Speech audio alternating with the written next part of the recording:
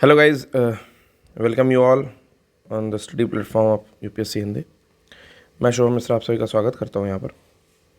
Actually जो कल की लेक्चर हम लोग ले रहे थे उसमें पढ़ाते टाइम कुछ वजह से, अब क्या रीज़न था मुझे नहीं आइडिया है, बट जो रिकॉर्डिंग थी वो स्टॉप हो गई। तो वहीं से स्टार्ट करते हैं।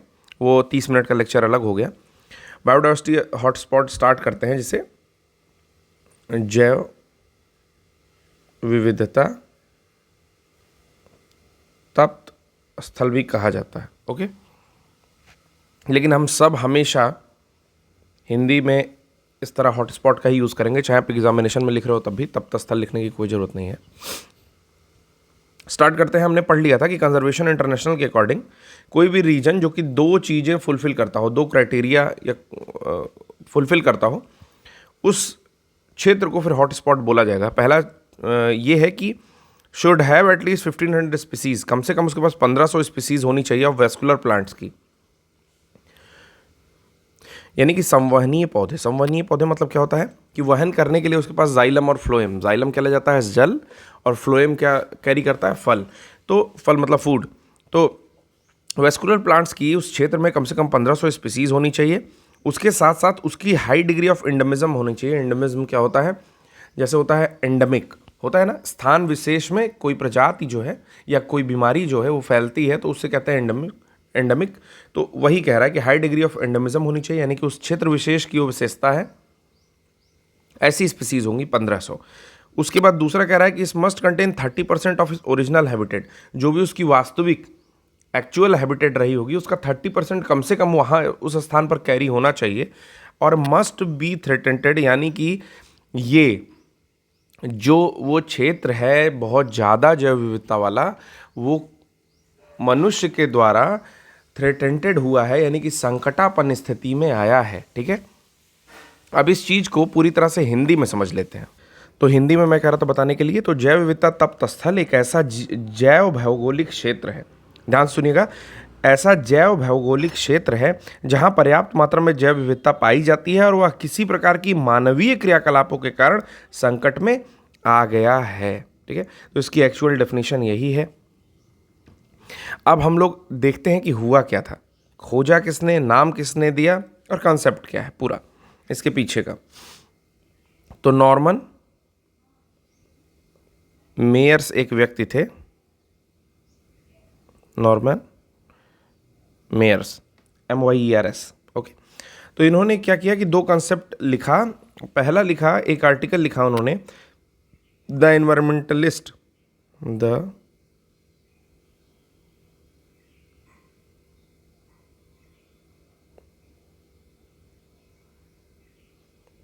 ठीक है, यहाँ पर स्पेस नहीं था, इन्वायरमेंटलिस्ट लिखा 1988 में, और उसके बाद फिर से उसे रिवाइज किया, जिसका नाम था hotspot earth's biologically richest and most endangered terrestrial eco regions. ठीक है, दूसरा वाला आप सुन के लिख लीजिएगा अगर लिखना होगा। इन दोनों पेपर्स में इन्होंने हॉटस्पॉट के बारे में, बायोडाइवर्सिटी हॉटस्पॉट के बारे में चर्चा की। आइए देखते हैं आगे क्या है जो चीज़ें जानने वाली हैं। आगे है बायोडाइवर्सिटी हॉटस्पॉट इन इंडिया। तो भारत में बायोडाइवर्सिटी हॉटस्पॉट कहाँ कहाँ है, अब ये जानने का प्रयास करते हैं। तो सबसे पहले तो मैं एक फ़ोटो लेकर के आया हूँ, फ़ोटो देख लेते हैं।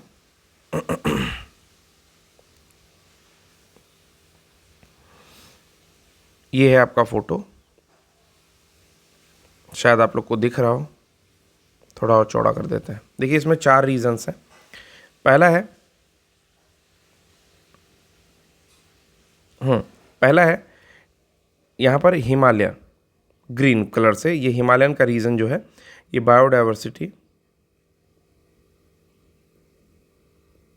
हॉटस्पॉट है।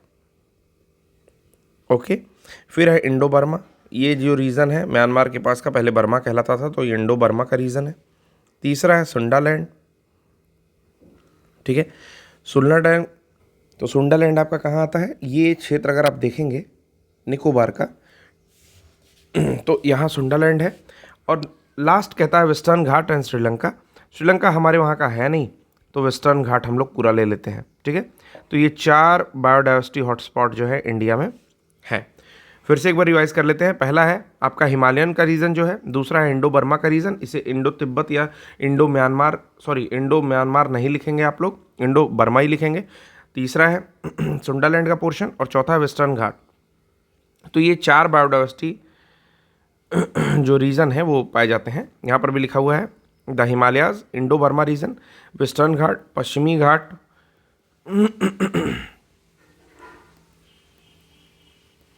Indo Burma. और जब इस फोटो को हटा देंगे, अब देखते हैं ऑब्जेक्टिव क्या है, क्या उद्देश्य है किसी भी बायोडाइवर्सिटी को कंजर्व करने का। क्या ज़रूरत है हमें, ऐसी क्या ज़रूरत आन पड़ी, अगर ख़राब हो रहा है मैन मेड एक्टिविटीज़ के कारण तो होने दीजिए, ऐसी क्या ज़रूरत है। तो conservation of biological diversity leads to conservation of essential ecological diversity to preserve the continuity of food chains.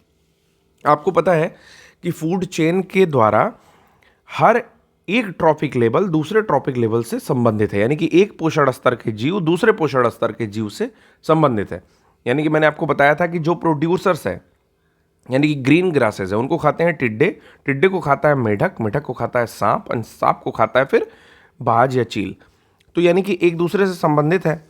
अगर इस प्रकार हम लोग इकोलॉजिकल डाइवर्सिटी जहाँ पर है उसे प्रिजर्व नहीं कर पाते हैं तो क्या होगा, फूड चेन की कंटिन्यूटी लॉस हो जाएगी और यहाँ पर प्रॉब्लम क्रिएट होगी, एक्सटिंक्शन की स्थिति आएगी। पहले थ्रेटेंटेड, फिर आपका वल्नरेबल, और वल्नरेबल के बाद क्या आएगा, इंडेंजर्ड की श्रेणी में आ जाएगी। ठीक है, तो अगला क्या कहता है कि दूसरा क्या रीज़न है, क्यों ऑब्जेक्टिव है हम लोग का, क्यों बचाया जाए। Genetic diversity of plants and animals is preserved. इसके द्वारा जो भी जेनेटिक डाइवर्सिटी होती है, 3 टाइप की डाइवर्सिटी मैंने आपको कल बताई थी कल के लेक्चर में, अगर आपने नहीं देखा है तो आप देख लीजिएगा। तो जेनेटिक डाइवर्सिटी जो होती है प्लांट और एनिमल की वो प्रिजर्व होती है। ऐसा नहीं कि केवल एक ही टाइप की बटरफ्लाई पाई जा रही है, ऐसा नहीं है कि केवल एक ही टाइप का राइनो पाया जा रहा है। तो जेनेटिक डाइवर्सिटी भी उनकी प्रिजर्व रहती है कि सेम क्रीचर है और डिफरेंट टाइप के जीन्स के कारण वो अलग अलग रूप से पाए जा रहे हैं। फिर कह रहा है कि it ensures the sustainable utilization of life support system on earth. ये क्या कहता है कि आपका सस्टेनेबल यूटिलाइजेशन करता है लाइफ सपोर्ट सिस्टम का। लाइफ सपोर्ट सिस्टम क्या है, वो कुछ भी हो सकता है। अर्थ जो है हमें जो भी प्रोवाइड करती है वो एक तरीके से लाइफ सपोर्ट सिस्टम ही है।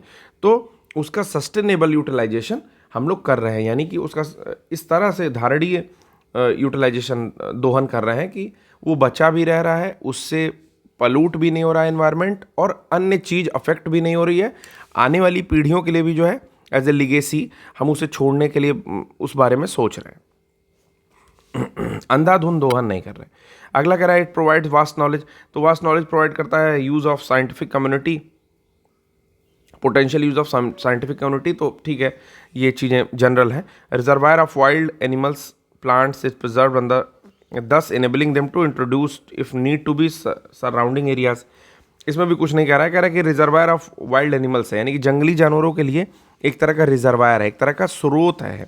ठीक है, और जो प्लांट है वो भी प्रिजर्व किए जाते हैं, इसी तरह से उनके लिए भी रिजर्वायर है। 10 इस प्रकार इनेबल करता है, क्या इनेबल करता है, enabling them to introduce if need to be in the surrounding areas. Enable करता है कि अगर ज़रूरत हो तो फिर वो अपने आसपास के क्षेत्रों में भी फैले। फिर कह रहा है कि इमीडिएट बेनिफिट किस तरह प्रदान करता है सोसाइटी को, रिक्रिएशन और टूरिज्म। मैंने बताया था कि बहुत सारे ऐसे हॉटस्पॉट्स हैं, या अमूमन सारे जो आप कहीं भी घूमने जाते हो, ठीक है, जितने भी हनीमून स्पॉट्स हैं, ठीक है, वो बेसिकली क्या है, हॉटस्पॉट्स हैं या बायोडाइवर्सिटी रिच एरियाज़ हैं, वहीं पर अच्छा लगता है। ठीक है, क्योंकि वो मनोरम दृश्य होता है, बिल्कुल सीरीन सा बिल्कुल रहेगा और बहुत बढ़िया। ठीक है, आपने देखा भी होगा, आपको लगता है कि आप धर्मशाला जाओ बढ़िया लगेगा, या फिर इस तरह की जगह जाओ तो बायोडाइवर्सिटी रिच एरियाज़ हैं, हालांकि हॉट स्पॉट नहीं है, बट हिमालय के आसपास का क्षेत्र है तो वो है, रिच है उस तरह से। नेक्स्ट कह रहा है कि conservation of the insurance policy for the future. ठीक है, तो वही मैंने जो बताया कि लिगेसी एक छोड़ते हैं हम लोग आने वाले फ्यूचर के लिए। अब 2 चीज़ें होती है, एक्स सीटू और इन सीटू। ये क्या होता है, एक्स सीटू और इन सीटू क्या होता है, चलिए समझते हैं कि एक्स सीटू और इन सीटू क्या है।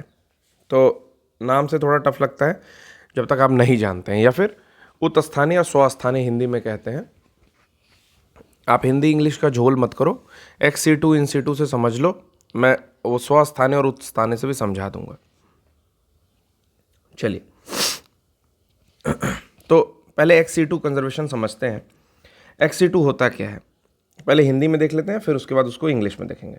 एक्स सी टू मतलब होता है, इसके अंतर्गत जो भी जीव आते हैं या फिर पेड़ पौधे आते हैं, उनका जो संरक्षण होता है उनके मूल आवास में नहीं होता है, यानी कि जंगलों के बीच में नहीं होता है, उनके मूल आवास से दूर ले जाकर स्थापित किया जाता है अलग से। इसके अंतर्गत पौधों का संरक्षण निम्न प्रकार से माध्यम से किया जाएगा, जैसे बोटानिकल गार्डन बना दिए गए, फिर फॉरेस्ट रिसर्च इंस्टीट्यूट बना दिए गए, एग्रीकल्चर रिसर्च इंस्टीट्यूट बनाए गए, या अन्य संसाधन उनको प्रदान किए गए। तो इस प्रकार के जो जीव आएंगे वो अपने मूल आवास से, जो हैबिटेट है उनका, उनसे दूर जीवन यापन उनका चलेगा, ठीक है, एक आर्टिफिशियल वे में। तो उसको एक्स सी टू कहते हैं। उत्स्थाने मतलब अपने स्थान पर नहीं, स्वस्थाने मतलब होता है इन सी टू। एक्स सी टू मतलब आप समझिएगा उत्स्थाने। अब इसमें 3 टाइप का संरक्षण का उपयोग भी किया जाता है। करते क्यों है ऐसा, तो कर रहे हैं, क्या करते हैं कि सीड बैंक बनाते हैं। ध्यान से समझिएगा, सीड बैंक बनाते हैं। मैं आपका एक्स सी टू बता रहा हूं। सीड बैंक बनाते हैं, जीन बैंक बनाते हैं, और तीसरा in vitro storage method.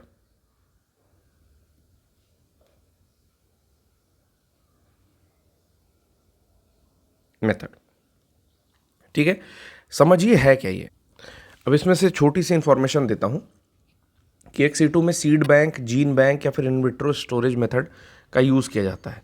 Actually देखो इसमें हो क्या रहा है दोस्तों, हो क्या रहा है कि किसी भी स्पीसीज़ को, चाहे वो प्लांट हो या एनिमल, दोनों के केस में भी बात करता हूँ, उसको ले जाते हैं अपने स्वस्थान से दूर, यानी कि एक्स सी टू के कैटेगरी में, उत स्थान पर किसी विशेष जगह लेकर के गए, जिसमें मैंने 3 चीज़ें बताई कि या तो जूलॉजिकल पार्क होगा, या तो बोटानिकल पार्क होगा, ठीक है, या फिर इस तरह का कोई भी मैनमेड एक स्ट्रक्चर बनाया है, जैसे मैंने बताया फॉरेस्ट रिसर्च इंस्टीट्यूट या एग्रीकल्चर रिसर्च इंस्टीट्यूट, ठीक है, चाहे प्लांट्स की प्रजाति रखें या फिर एनिमल्स की प्रजाति रखें।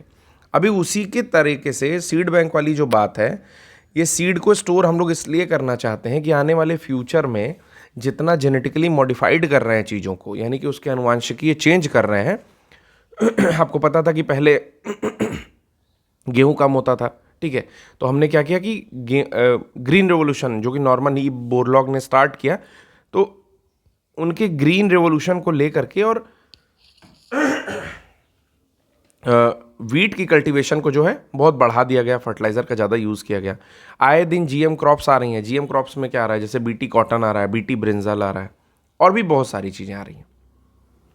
तो जिस तरीके से मॉडिफाई किया जा रहा है धीरे धीरे क्रॉप्स को, हो सकता है कि अगर कोई म्यूटेशन होता है, अगर कोई ऐसी चीज़ होती है कि कुछ टाइम बाद ये काफ़ी ख़राब हो जाए और अपने ओरिजिनल शेप, स्ट्रक्चर, जिस तरीके का था, स्वाद, उसमें ना रह जाए, या फिर किसी वजह से एक्सटिंक्शन होने लगे, तो हम लोग जो सीड स्टोर किए हैं उससे फिर हम लोग जो है रीस्टार्ट कर सकते हैं स्टार्टिंग से, ठीक है।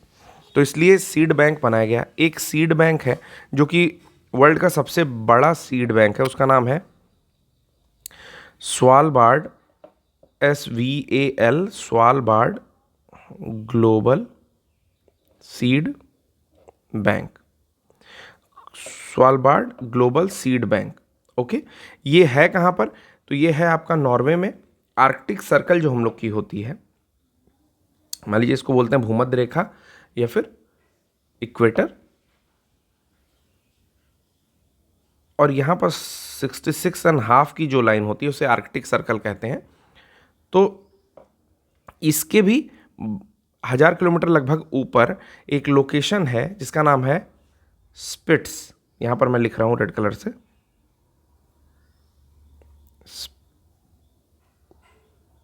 बेर्जन, ठीक है। स्पिट्स बेर्गन या बेर्जन एक जगह है, और वो जो सिटी है जहाँ पर रखा गया है, उस सिटी का नाम है लॉन्ग ईयर बाइन, ठीक है, लॉन्ग ईयर बाइन, LONGYEARBYEN, ठीक तो इस सिटी में सबसे बड़ा आपका सीड बैंक वॉल्ट बनाया गया, इसका नाम है स्लावबोर्ड ग्लोबल सीड वॉल्ट। तो ये चीज़ें याद रखेंगे। उसी प्रकार जीन बैंक बनाते हैं कि जैसे जो भी हम लोग के पास एनिमल्स की स्पीसीज़ हैं, प्लांट्स की स्पीसीज़ हैं, उनके जीन को सुरक्षित रखा जाए। आशा करता हूँ समझ में आ गया होगा। XC2 कंजर्वेशन एक बार इंग्लिश में जो लिखा हुआ है वो देख लेते हैं कि कंजर्व करेंगे बायोडाइवर्सिटी को outside the area where the naturally occur is known as XC2 conservation. मतलब जहाँ पर नेचुरली रहते हैं उनके बाहर ले जा करके कहीं उनकी ब्रीडिंग कराएंगे, उनको उपजाएंगे, आगे बढ़ाएंगे। Here animals and plants are reared और cultivated in the area like zoological botanical park. Example क्या है, गंगेटिक घरियाल्स को हम लोग रीइंट्रोड्यूस कर दिए हैं रिवर्स में उत्तर प्रदेश के। जो गंगेटिक घरियाल्स था उनको ले जा करके रिवर्स ऑफ उत्तर प्रदेश में अलग अलग जगहों पर जो है रीइंट्रोड्यूस कर दिया गया। मध्य प्रदेश में किया गया और राजस्थान में, जहाँ पर ये वेयर इट हैड एक्सटिंक्ट, ठीक है, जहाँ पर ये खत्म हो गए थे। फिर कह रहा है कि इन सीटू कंजर्वेशन मतलब स्वस्थान है, अपने ही स्थान पर रखा जाएगा, इन्हें बढ़ाया जाएगा। क्या कहा जा रहा है कि conserving the animals and plants, जंतु और जानवरों को, पौधों को इन द नेचुरल हैबिटेट, उनके नेचुरल हैबिटेट में, प्राकृतिक वातावरण में, प्राकृतिक हैबिटेट में रखा जाता है। इसको इन सीटू कंजर्वेशन कहते हैं, इन सीटू कंजर्वेशन कहते हैं। और ये किसकी इस्टेब्लिशमेंट करता है, जैसे नेशनल पार्क एंड सेंचुरीज हो गई। पहले देखिए, मान लीजिए यहाँ पर जंगल था, ठीक है, इसमें एनिमल्स रह रहे थे, यहाँ पर जानवर रह रहे थे। अब इन जानवरों के लिए क्या किया गया, यहाँ पर किनारे बाड़ा लगा करके यहाँ से रोड बनाई इन्होंने, ठीक है, मान लीजिए नेशनल हाईवे बना दिया 28, और एनिमल्स यहाँ पहले से रह रहे थे, इधर से भी रोड बनानी थी इन्हें, तो इन्होंने क्या किया, इसको बाड़ा लगा के संरक्षित कर दिया। उससे कह दिया कि नेशनल पार्क है या सेंचुरी है या BR है, बायोस्फीयर रिजर्व है। अब मैं BR का यूज़ करूँगा आगे, तो याद रखिएगा, बायोस्फीयर रिजर्व है या फिर नेचुरल रिजर्व, किसी भी प्रकार का प्राकृतिक रिजर्व है। तो इस तरह से अगर उनको रखा जाता है तो इन सीटू कंजर्वेशन कहते हैं। उसके अलावा क्या क्या है, प्रोटेक्टेड फॉरेस्ट बना दिया, प्रिजर्वेटिंग प्लॉट्स बना दिया, रिजर्व फॉरेस्ट बना दिया, ठीक है, किसी भी टाइप का फॉरेस्ट बना दिया, ठीक है, जहाँ पर उन्हें नेचुरली हैबिटेट थे वो, और उन्हें वहीं पर रखा जा रहा है, बस सुरक्षा प्रदान कर दी गई है।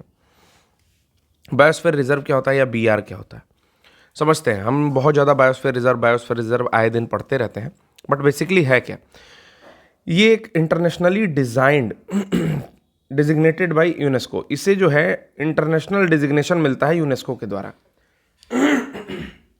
जो बायोस्फीयर रिजर्व होता है उसको कौन वो करता है, रिकॉग्नाइज करता है, तो यूनेस्को रिकॉग्नाइज करता है, ठीक।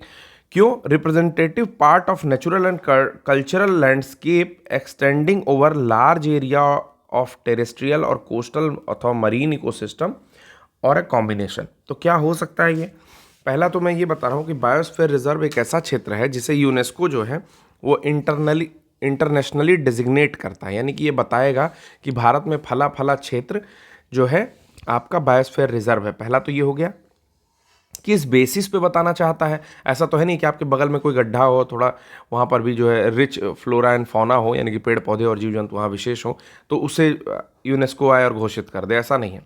किस क्षेत्र को, जो कि नेचुरल, पहला तो नेचुरल होना चाहिए, दूसरा कल्चरल मीनिंग में, कल्चरल लैंडस्केप के मीनिंग में एक्सटेंड करता है एक बहुत बड़े लार्ज एरिया में, ठीक है। वो लार्ज एरिया हो सकता है जमीनी स्तर का, यानी कि टेरेस्ट्रियल हो सकता है धरातली पर, कोस्टल हो सकता है यानी कि तटीय क्षेत्रों में, मरीन हो सकता है यानी कि पानी में हो सकता है। ये इकोसिस्टम इस प्रकार का इकोसिस्टम होगा या इनका कॉम्बिनेशन होगा कि टेरेस्ट्रियल भी है उसी में थोड़ा सा कोस्टल भी है, कोस्टल भी है उसमें थोड़ा सा मरीन भी है, ठीक है, एक इकोसिस्टम डेवलप कर रहा है। तो इसे हम लोग कहते हैं आपका बायोस्फीयर रिजर्व। क्राइटेरिया क्या क्या है बायोस्फीयर रिजर्व का, बायोस्फीयर रिजर्व का क्राइटेरिया, तो मानदंड क्या है, मानदंड क्या है बायोस्फीयर रिजर्व का, कह रहा है site that must contain an effectively protected and minimally disturbed core area of value of nature conservation. पहला तो है कि इफेक्टिवली प्रोटेक्टेड, पहला तो इसे बहुत ही अच्छी तरीके से प्रोटेक्ट किया है, ये नहीं कि उसमें जो है रोड निकाली गई है, उसमें किसी और तरह के डिस्टर्बेंसेस हैं, वहाँ से आप एयर बलून उड़ा रहे हो, ठीक है, अंदर, या फिर वहाँ पर मैन मेड एक्टिविटीज़ जारी हैं, ऐसा नहीं होता है। इफेक्टिवली प्रोटेक्टेड है, बाहर से आपका लिमिटेड जो ह्यूमन इंटरेक्शन है वो रहता है, और मिनिमली डिस्टर्ब्ड कोर एरिया, जैसे अभी मैं एरिया बताऊंगा, बस कोर एरिया समझो, जो अंदर का एरिया होता है, सबसे अंदर का, जहां पर मेनली रहते हैं, ठीक है, कौन रहते हैं, वाइल्ड एनिमल्स, जंगली जानवर रहते हैं, वो एरिया बिल्कुल भी मिनिमली, मतलब बहुत कम से कम डिस्टर्ब होता है, मनुष्य के द्वारा बहुत ज़्यादा हस्तक्षेप नहीं रहता है। फिर कह रहा है the core area should be typical of a biogeographical unit and large enough to sustain viable population representing all trophic levels in the ecosystem. तो पहला तो ये है कि biogeographical unit should be typical of a biogeographical unit, मतलब एक विशेष तरह की बायोजियोग्राफिकल यूनिट या उसकी इकाई जो है होनी चाहिए, और लार्ज इनफ टू सस्टेन, इतना बड़ा होना चाहिए वहाँ पर जो पॉपुलेशन है जीव जंतु या फिर फ्लोरा फौना का, कि जितने भी ट्रॉफिक लेवल्स हैं आपके 3-4 जो भी मैंने बताया आपको, कि प्रोड्यूसर है, प्राइमरी कंज्यूमर है, सेकेंडरी कंज्यूमर है, टर्शरी कंज्यूमर है, ठीक है, वो सब के सब उस कोर एरिया में पाए जाने चाहिए। फिर कह रहा है कि मैनेजमेंट अथॉरिटी जो होती है इंश्योर करेगी environment cooperation of local communities to bring variety of knowledge and experience to link biodiversity conservation and socio economic development while managing and containing the conflicts. होता क्या है, जैसे मान लीजिए कि आसपास में कुछ लोकल कम्युनिटीज़ रह रही हैं, ठीक है, वर्षों से लोकल कम्युनिटीज़ रह रही हैं, तो उन्हें उस क्षेत्र का, जंगली जानवरों का, उनके साथ बहुत सारे एक्सपीरियंसेस का अनुभव है, ठीक है, वो जानते हैं कि किस जानवर को कैसे ट्रीट करना है।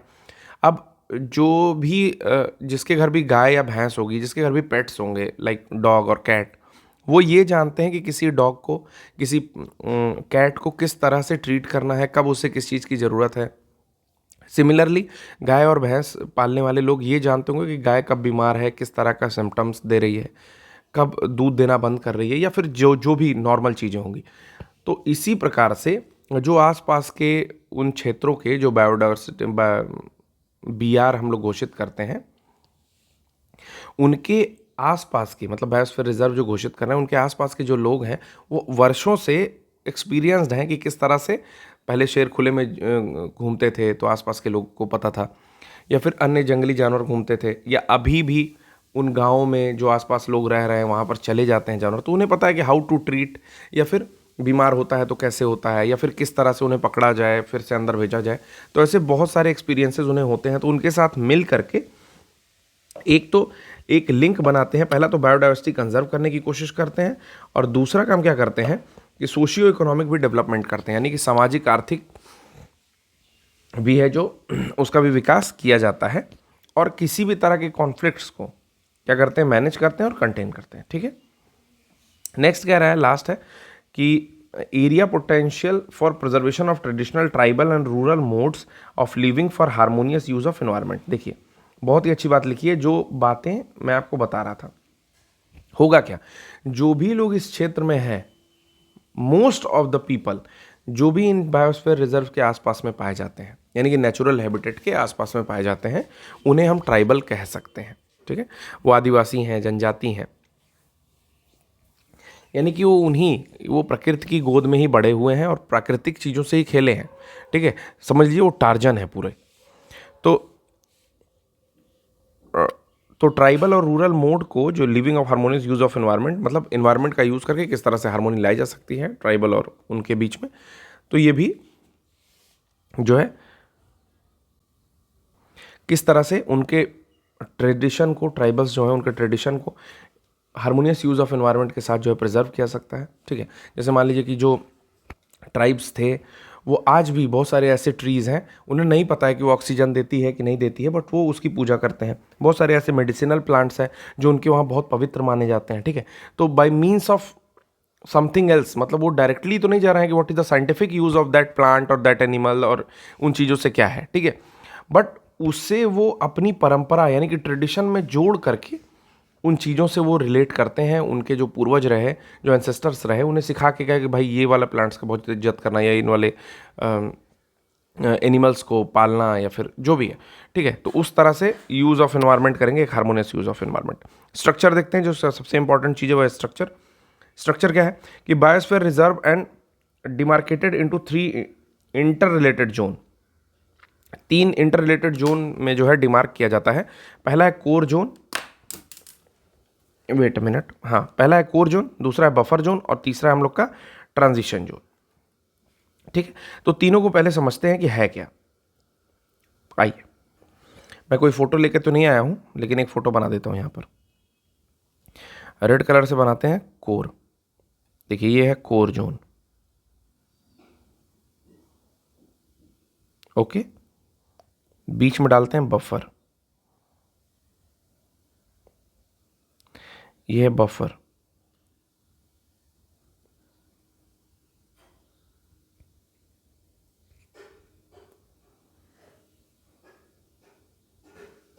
देन आता है ट्रांजिशन।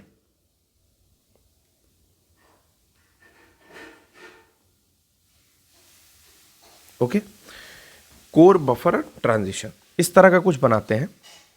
कोर क्या होता है? कोर सबसे अंदर का एरिया होता है जहां पर नेचुरली हैबिटेट होते हैं सारे जानवर, हर तरह के स्पीसीज, हायर प्रेडेटर्स जो होते हैं, या फिर इनका सेंटर ऑफ एंडेमिज्म है। यहाँ पर लिखा हुआ है सेंटर ऑफ एंडेमिज्म, यानी कि ये प्रजातियां जहां पाई जाती हैं वही कोर जोन है। कोर जोन जो है बीइंग नेशनल पार्क और sanctuary protected regulated most under wildlife protection act WPA 1972 के अंडर में ये प्रोटेक्टेड होता है आपका कोर जोन।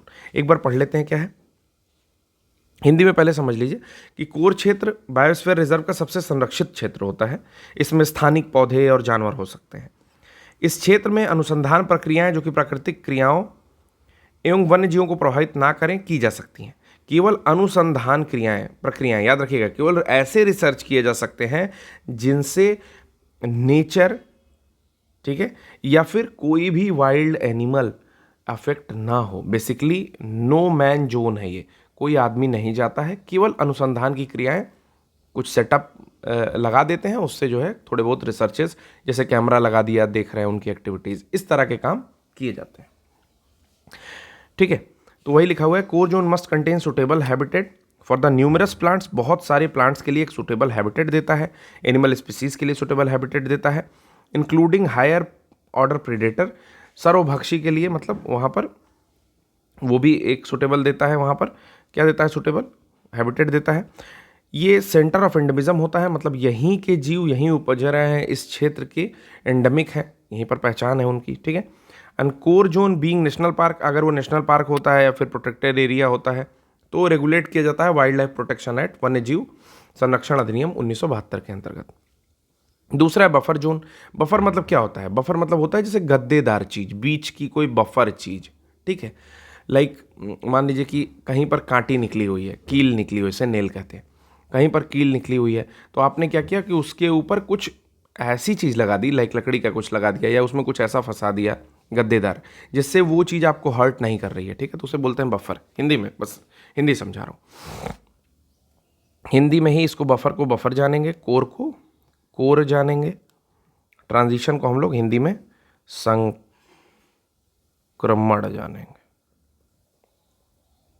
ठीक, तो बफर जोन क्या होता है? बफर जोन आपका कोर के चारों ओर का जोन है। देखिए मैंने ये जो फोटो बनाया है इसमें कोर के चारों ओर आपका बफर बनाया है, बी भी लिखा हुआ है। ओके, तो कोर के चारों ओर का क्षेत्र है। इन क्षेत्र में क्या किया जाता है? इन क्षेत्र को ऐसे कार्य में प्रयोग लिया जाता है जो कि नियंत्रित और गैर विध्वंसक, एक वर्ड लिखा हुआ है, यानी कि इसमें आपका मतलब बहुत फोड़ फाड़ नहीं करेंगे, ठीक है, डिस्ट्रक्टिव काम नहीं करेंगे, बट नियंत्रित काम कर सकते हैं। तो देखते हैं क्या क्या है। द बफर जोन एडजॉइंस और surrounds core zone. Core zone के बाहर का होता है या उससे लगा हुआ होता है। Usages and activities are managed in this area in this way that help in protection of core zone. Core zone का हेल्प करे, ठीक है, उनको नेचुरली कंडीशन में रखने के लिए। These uses activities include restoration, देखिए, पुनर्बसाव, demonstration site for enhancing value addition to the resources. किसी भी तरह का अगर वैल्यू एडिशन कर सकते हैं, ठीक है। लिमिटेड रिक्रिएशन, कुछ सूक्ष्म रूप से रिक्रिएशन का काम कर सकते हैं। टूरिज्म के लिए जो घूमने उमने जाते हैं हम लोग बफर जोन में ही जाते हैं। फिशिंग कर सकते हैं, ग्रेजिंग कर सकते हैं, गाय भैंस चर रही हैं या फिर अन्य एनिमल्स जो भी खाते हैं वो चर रहे हैं। Which are permitted to reduce its effect on core zone, मतलब कोर जोन पर प्रभाव ना पड़े इसलिए बफर जोन को बनाया गया है। रिसर्च और एडुकेशनल एक्टिविटीज़ को भी जो है यहाँ पर पूरी तरह से इनकरेज किया जाता है, लेकिन बहुत लिमिटेड रिसर्च होते हैं आपके कोर जोन में, बिल्कुल जो मैंने बताया, कैमरा लगा दिया या सेटअप लगा दिया, ठीक है। तीसरा है संक्रमण क्षेत्र। संक्रमण क्षेत्र जो है, ट्रांजिशन एरिया, ये सबसे बाहर का पार्ट होता है, outermost part of the biosphere reserve, BR का सबसे बाहर का पार्ट होता है। ये सेटलमेंट्स कर देगा, क्रॉप लैंड्स यहाँ पर होंगे, ठीक है, मैनेज करेगा फॉरेस्ट को, या फिर इंटेंस रिक्रिएशन हो सकता है, मतलब तीव्र या प्रभाव डालने वाला जो है रिक्रिएशन हो सकता है। और यहाँ पर other economic uses characteristics of the region, मतलब अदर जो है आर्थिक यूज किया जा सकता है इस क्षेत्र का, ठीक है। हिंदी में समझ लेते हैं कि बायोस्फीयर रिजर्व का सबसे बाहरी हिस्सा होता है, यह वह क्षेत्र है जहाँ पर मानव क्या करता है, उद्यम, यानी कि कोई भी काम करने के लिए या फिर उसके संरक्षण को सद्भाव से किया जाता है। यहाँ पर बस्तियाँ हो सकती हैं, फसलें हो सकती हैं, कुछ प्रतिबंधित जंगल और मनोरंजन तथा अन्य आर्थिक उपयोग किया जा सकता है। अब 18 तो बायोस्फीयर रिजर्व है इंडिया में, तो बायोस्फीयर रिजर्व को दिया गया है, श्रेय है इसमें यूपीएससी कलरफुल हिंदी नोट्स का, ठीक है, उनसे कॉपी किया हुआ है, मैंने ये फोटो लिया। तो बहुत सारे क्षेत्र हैं यहाँ पर, देख लीजिएगा, नंदा देवी का क्षेत्र है, कोल्ड डेजर्ट है, डिब्रू सिखरोवा है, देहांग देबांग है, कंचनजंगा है, मानस है, ठीक है, पंचमढ़ी है, पन्ना है, नीलगिरी, खुद से पढ़ लीजिएगा, ठीक है। 18 नाम है यहाँ पर टोटल। बेसिकली मैं इसको बता दे रहा हूँ, कोल्ड डेजर्ट है आपका हिमाचल प्रदेश में, फिर है आपका नंदा देवी उत्तराखंड में, फिर है कंचनजंगा या खंचजेनजोंगा सिक्किम में, देहांग देबांग है अरुणाचल प्रदेश में, मानस है असम में, डिब्रू सिखोवा है असम में, नोकरेक है मेघालय में, पन्ना है मध्य प्रदेश में, फिर आता है आपका पंचमढ़ी है मध्य प्रदेश में, अचानक मार है अमरकंटक मध्य प्रदेश में, फिर आता है आपका कच्छ गुजरात, ये सबसे बड़ा एरिया है, ये याद रखिएगा, कच्छ गुजरात जो है सबसे बड़ा बायोस्फीयर रिजर्व है, क्षेत्र सबसे बड़ा है। फिर सिमलीपाल आता है उड़ीसा में यहाँ पे, फिर आता है शेषचलम हिल्स आता है आंध्र प्रदेश में, अगस्त्यमलाई आता है कर्नाटक, तमिलनाडु, केरल तीनों में है, नीलगिरी भी आता है तमिलनाडु केरल में है, ठीक है, मन्नार की खाड़ी आता है गल्फ ऑफ मन्नार, यहाँ पर तमिलनाडु में है ये भी। नेक्स्ट आता है ग्रेट निकोबार, टोटल ये 18 है, नोकरेक छोड़ दिया था शायद मैंने, नोकरेक आता है यहाँ पर आपका मेघालय में, 18 यहाँ पर है। यूजेस देखते हैं, अंतर्राष्ट्रीय स्थिति देखते हैं, जो इंपॉर्टेंट है बायोस्फीयर की अंतर्राष्ट्रीय स्थिति या मैप प्रोग्राम।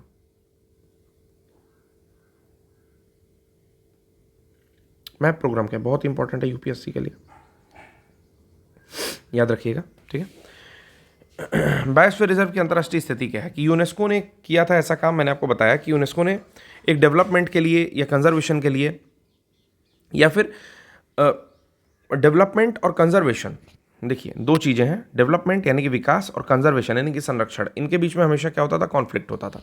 डेवलपमेंट वाला एरा कहता था कि हम डेवलपमेंट चाहते हैं, और कंजर्वेशन वाला कहता था कि नेचर को कंजर्व करना बहुत जरूरी है, उसके बिना कुछ नहीं पॉसिबल है। तो इनके बीच के संघर्ष को, कॉन्फ्लिक्ट्स को कम करने के लिए बायोस्फीयर रिजर्व की स्टार्टिंग की गई, ओके। और बायोस्फीयर रिजर्व को सरकार द्वारा नामित किया जाता है। यूनेस्को के man and biosphere reserve programme के तहत न्यूनतम मानदंडों को पूरा कर किया जाता है। वैश्विक रूप से बहुत सारे क्षेत्र हैं, लगभग 700 के आसपास बायोस्फीयर हैं। मैप प्रोग्राम क्या है? मैप प्रोग्राम स्टार्टेड इन 1971, 1971 में स्टार्ट किया गया, जिसका नाम था man and biosphere reserve programme. ये क्या है? अंतर सरकारी वैज्ञानिक कार्यक्रम है, यानी कि इंटर गवर्नमेंटल साइंटिफिक प्रोग्राम, ठीक है। इसका उद्देश्य क्या है? उद्देश्य है लोगों और उनके वातावरण के बीच में सुधार आना, यानी कि मैन और इनका जो बायोस्फीयर है, इनके बीच में सुधार लाएगा और एक साइंस या साइंटिफिक अप्रोच, ठीक है, वैज्ञानिक दृष्टिकोण जो है स्थापित करेगा। भारत में कुल मिलाकर के अभी अपडेट देखा है मैंने, यहाँ तक मैंने आपको बता दिया। अब मैं लिख देता हूँ कितनी साइट्स हैं। तो टोटल साइट्स हैं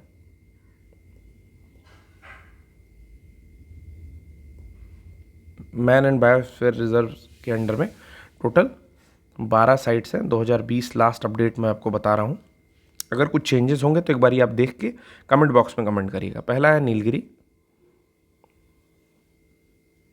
इंग्लिश में ही लिख देता हूँ, ईजी रहता है। एक्चुअली राइटिंग थोड़ी तेज होती है इंग्लिश में, इसलिए मैं प्रेफर करता हूँ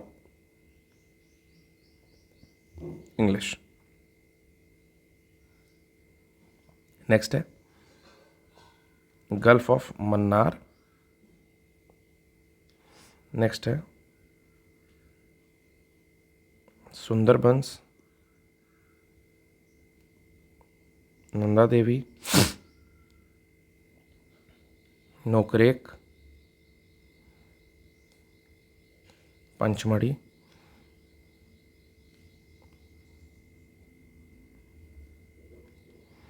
सिमलीपाल,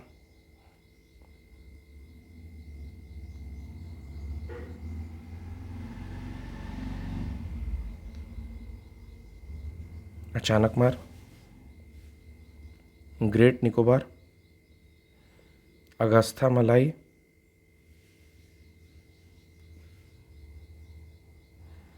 कंचनजंगा, KHAN, एक सेकंड, खन होता है, KHN खन, GCHENDZONGA,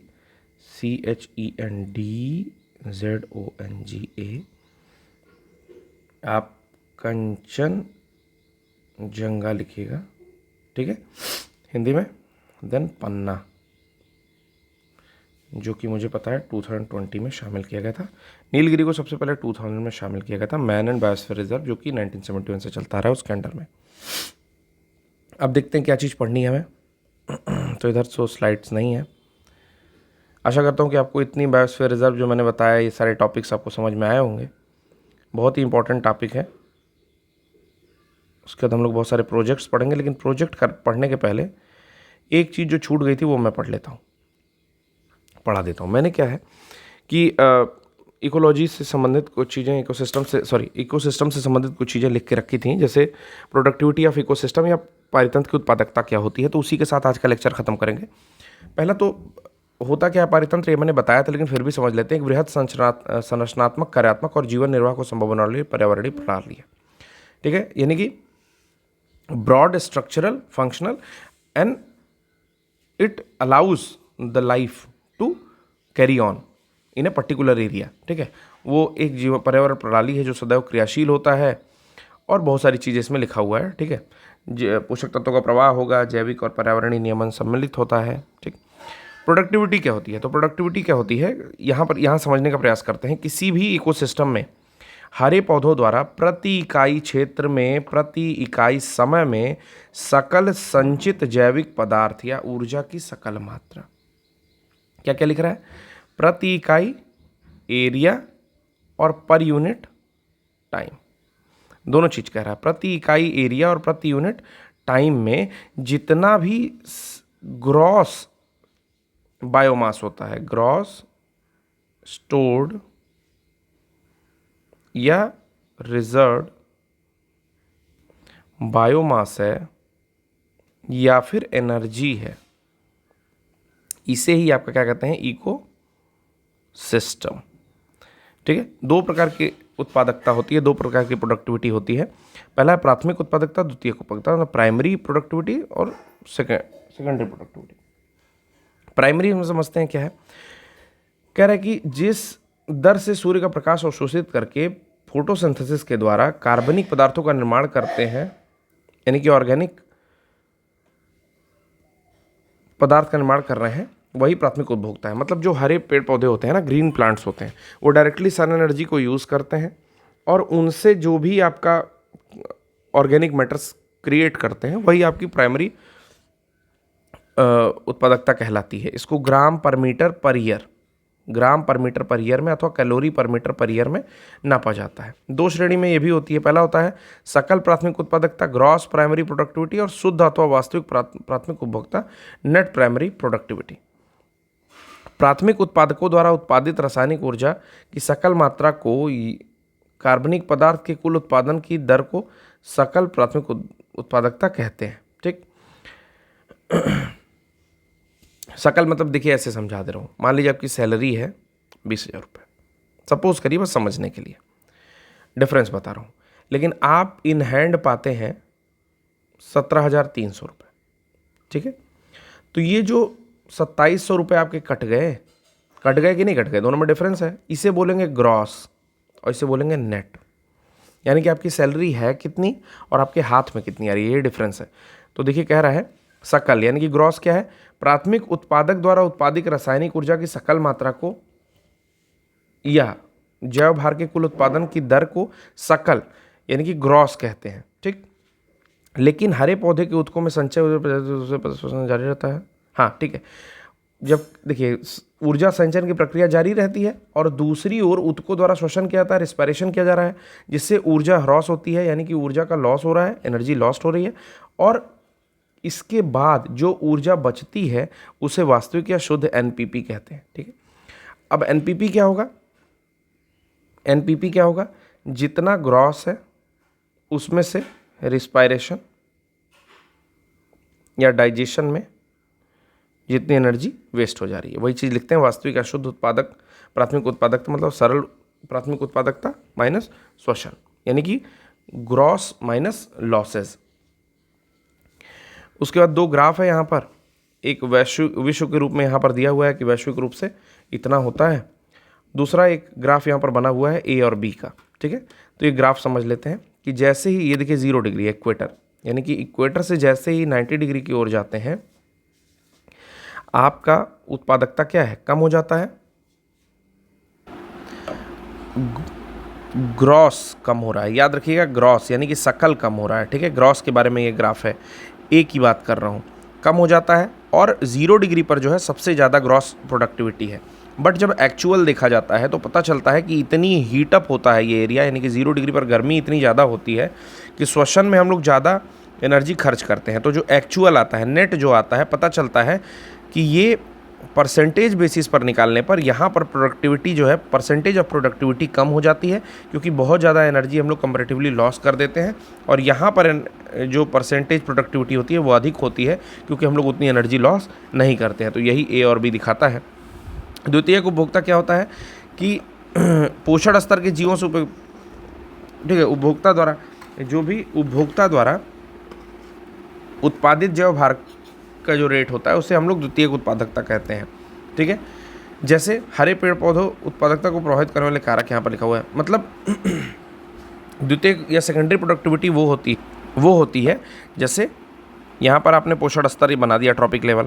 अब इनके द्वारा जो एनर्जी उत्पादित की गई, इसी को जो है जब ये ग्रहण करेंगे, यानी कि कंज्यूमर्स ग्रहण करेंगे, ठीक है ना, या यूज़ करेंगे, तो जितनी एनर्जी यूज़ करेंगे इसे सेकेंडरी प्रोडक्टिविटी कहते हैं। कह रहा है उपभोक्ताओं द्वारा यानी कि कंज्यूमर्स के द्वारा प्रथम पोषण स्तर के जीवों के, यानी कि प्रथम पोषण स्तर ये है, यहाँ के जीवों के उपयोग से उत्पादित जो एनर्जी उत्पादित हो रही है या जैव भार की दर को द्वितीयक उपभोक्ता कहते हैं, अथवा उपभोक्ताओं द्वारा जिस दर से भोज्य पदार्थों का स्वांगीकरण या एसिमिलेशन होता है। अब ये जो एनर्जी पाए, जिस रेट से ये इसको मेटाबॉलिज्म करेंगे, उपापचय करेंगे या फिर एसिमिलेशन करेंगे, उनका स्वांगीकरण करेंगे, उसे ही द्वितीयक उत्पादकता कहते हैं। प्रभावित किससे किससे होती है, तो सोलर एनर्जी से प्रभावित होगी, और दूसरा आपका जो उनकी क्षमता रहेगी किसी प्लांट्स की सोलर एनर्जी को केमिकल एनर्जी में बदलने के लिए। तो ये 2 टॉपिक बच गया था। इसके बाद से कल से हम लोग स्टार्ट करेंगे, आपके प्रोजेक्ट्स स्टार्ट करेंगे। अगर कोई टॉपिक बचा होगा तो वो मैं कवर कराने की कोशिश करूँगा, बट कल से कोशिश है कि 9th ऑफ सितंबर से हम लोग प्रोजेक्ट टाइगर स्टार्ट कर देंगे, जो कि 1973 में आया था। एक बात और बताना चाहता हूँ कि पहले लेक्चर में एक्चुअली मैंने प्रोजेक्ट एलिफेंट बोल दिया और 1973 और NTCA national conservation of tiger reserve बता रहा था मैं, या authority national conservation of NTCA national tiger conservation authority बता रहा था मैं, तो उसमें मैंने बोल दिया था प्रोजेक्ट एलिफेंट, उसके लिए सॉरी, किसी ने कमेंट भी लिखा था, ठीक है। तो होता क्या है कि जब बोलते रहो और वन गो में मुझे लेक्चर बनाना होता है, मैं कहीं एडिट नहीं करता, तो बहुत सारी चीज़ें ऐसे निकल जाती हैं, ठीक है। आशा करता हूँ कि आप उतनी चीज़ें मैनेज करके और अपने कंटेंट पर ध्यान दीजिए। जैसे अगर आपको कंटेंट सही लग रहा है तो आप बिल्कुल उसके साथ जाइए। कुछ चीज़ें जो गलत निकलती हैं उसे टीचर आने वाले एक आध सेकंड बाद ठीक कर लेता है, ठीक है। तो उसमें बहुत ज़्यादा माइंड नहीं करना चाहिए। आशा करता हूँ कि आप अच्छे से पढ़ाई कर रहे होंगे और करिए, ठीक है। लेक्चर्स पूरे आएंगे आपके, पूरा इन्वायरमेंट कवर करा दिया जाएगा, तो इसके लिए प्यार और सपोर्ट अपना बनाए रखिए। ज़्यादा से ज़्यादा दोस्तों में शेयर करिए, वो किसी भी एग्जामिनेशन की प्रिपरेशन करते हैं, जिस भी एग्जामिनेशन में आपका इन्वायरमेंट आता है तो उन्हें आप शेयर कर सकते हैं। धन्यवाद।